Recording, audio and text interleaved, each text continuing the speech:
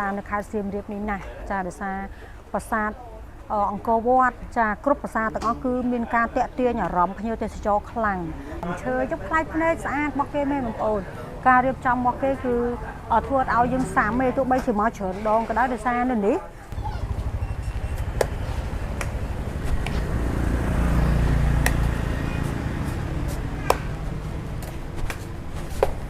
ចាសួស្តីបងប្អូនទាំងអស់គ្នាចាសួស្តីពីខេត្តសៀមរាបទៅ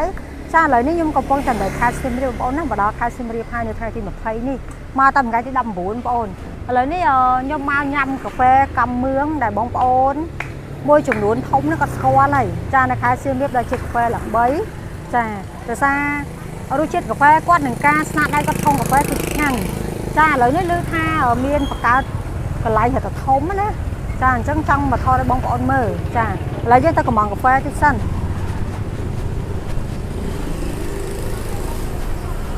តែថតឲ្យដូចមិន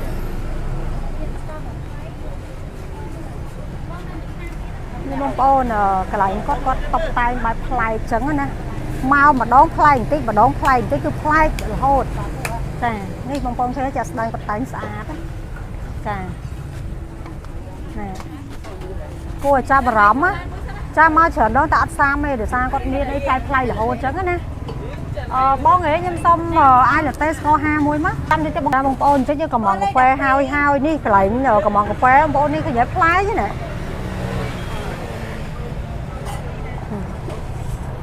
ខ្ញុំស្រឡាញ់បែបលក្ខណៈនេះបែបនេះបងប្អូនណានេះនោះផ្លែទៅនៅខាងលើនោះនេះលោកតាពុកមាត់នេះនេះក្នុងហាងបងប្អូននោះមើលណាសិតតែគាត់តែងបែបល្បឿនជប៉ុនដោយសារម្ចាស់ហាងគាត់ជនជាតិជប៉ុនណាបងប្អូនចាខ្ញុំមកនេះច្រើនលើកហើយឲ្យតាម៉ៅគឺខ្ញុំមកនេះហើយចាតោះអញ្ចឹងមកខាងនេះ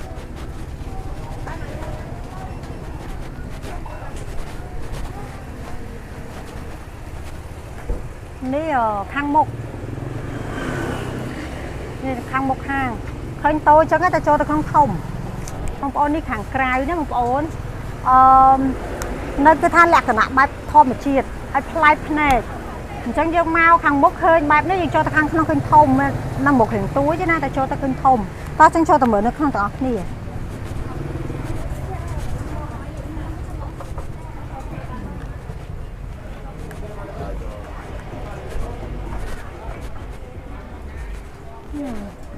កន្លែងព្រះអង្គស្អាតខ្ញុំមកសាមុនអត់តន់មានរៀបព្រះអង្គទេអញ្ចឹងខ្ញុំមកម្ដងផ្លែបន្តិចម្ដងផ្លែបន្តិច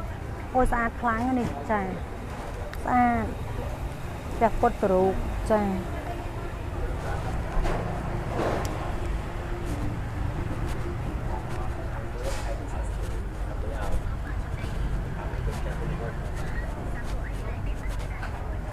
ការឈូកស្អាត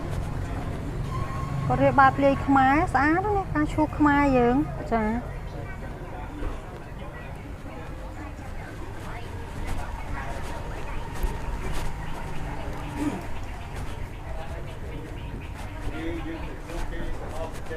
តុកគេលយគេយកដើមឈើធ្វើតុកបងប្អូនកន្លែងនេះគាត់ទៅធ្វើថ្មីណាបងប្អូនកន្លែងនេះគាត់ទៅរៀបថ្មីខ្ញុំមកសាមមុននេះជាអត់ទាន់ឃើញទេចាខ្ញុំបងធំស្អាតចឹងចាអត់មិនសិនតិចទេបែបប្រហាលទេប៉ុន្តែអត់អីទេតិចស្រួលបងប្អូនណាផាសុខភាពអង្គុយទៅបែប relax អ្នកដែលជួយចិត្តបែបឈើត្រូវហើយចាអញ្ចឹងកាហ្វេមកដល់បងប្អូនចាយកកាហ្វេទៅ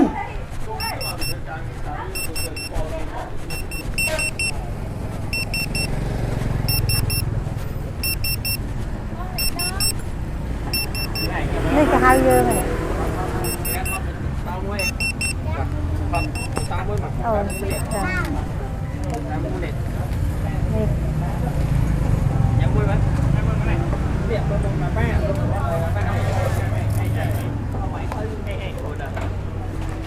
ជាកាហ្វេដែររសជាតិមិនអាចបំភ្លេចបានមិនមែនចូលតាមគ្នាបងប្អូនតែឆ្ងាញ់មែនឲ្យតែខ្ញុំមកសៀមរាបគឺខ្ញុំមកកំមឿងនេះហើយចាចង់បងប្អូនដែលគាត់ស្រឡាញ់បែប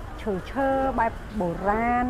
មានតុបតែងអីបែបប្លែកៗបងប្អូនអាចមកទីនេះបានចាបងប្អូនមើលនៅខាងលើគឺមានពណ៌មានដើមឈើចុះផ្លែភ្នែកស្អាតមកគេមែនបងប្អូន ការរៀបចំមកគេគឺធ្វើឲ្យយើងសាមមេទោះបីជាមកច្រើនដងក៏ដោយសារនេះមកម្ដងផ្លែម្ដងមកម្ដងផ្លែម្ដងអូននេះបងប្អូនមានទឹកទៀតនេះបងប្អូនមកម្ដងផ្លែម្ដងមកម្ដងផ្លែម្ដងអូននេះបងប្អូនមានទឹកទៀតនេះបងប្អូន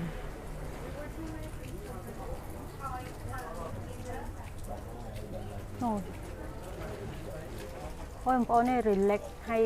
ស្រស់ស្រាយអារម្មណ៍ខ្លាំងមែនតើចាអញ្ចឹងយើងមកកំសាន្តយើងមកផ្សាយពីខេត្តចារមណីយដ្ឋានផ្សេងៗនៅក្នុងប្រទេសខ្មែរយើងចាព្រោះថាប្រទេសខ្មែរគឺជាប្រទេសមួយដែលពោពេញទៅដោយធនធានធម្មជាតិកន្លែងកំសាន្តប្លែកចាកន្លែងស្អាតជាច្រើនចាជាពិសេសគឺខេត្តសៀមរាបនេះតែម្ដងដែលបងប្អូនធ្លាប់បានដឹងហើយគ្រប់កន្លែងចាមិនថានៅទីណាទេគឺពោពេញទៅដោយភ្ញៀវទេសចរបរទេសចាគ្រប់ជាតិសាសន៍គឺចូលចិត្តមកកំសាន្តនៅខេត្តសៀមរាបនេះណាស់ចាដោយសារប្រាសាទអង្គរវត្តចាគ្រប់ប្រាសាទទាំងអស់គឺមានការតាក់ទាញអារម្មណ៍ភ្ញៀវទេសចរខ្លាំងចាអញ្ចឹងយើងដើរទៅណាយើងថតផ្សាយពីកន្លែងរមណីយដ្ឋានឬក៏កន្លែងណាដែលផ្លែស្អាតដើម្បីឲ្យកាន់តែមានភ្ញៀវចាគាត់មកលេងឲ្យច្រើនណាចាស្ដែងនៅជាកាហ្វេកំមឿងនេះអញ្ចឹងចាបរទេសឃើញគឺគាត់ចូលចិត្តណាព្រោះមានការតុបតែងបែបលេងខ្មែរយើងចាមានដើមឈើ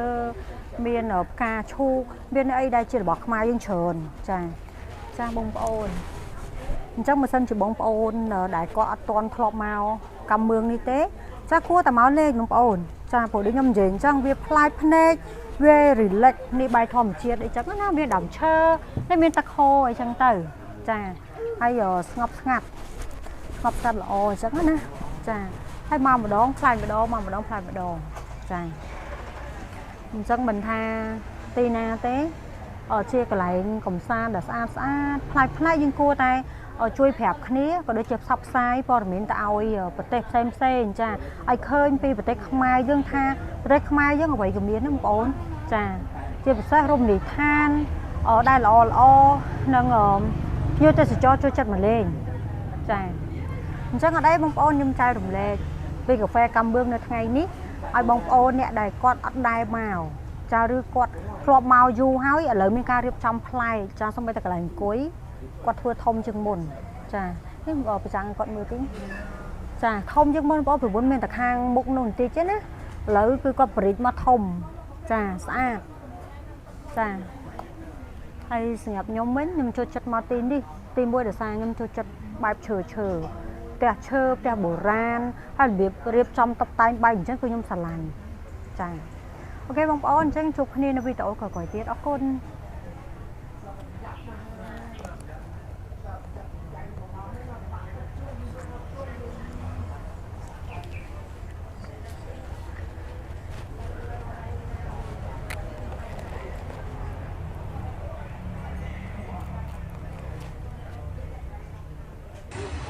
relax សាហាវបងប្អូននេះ